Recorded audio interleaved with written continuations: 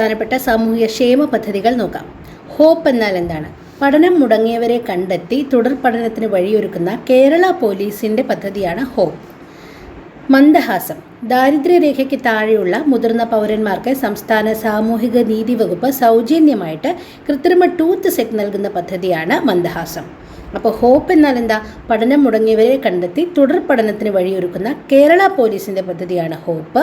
എന്നാൽ മന്ദഹാസം എന്താണ്?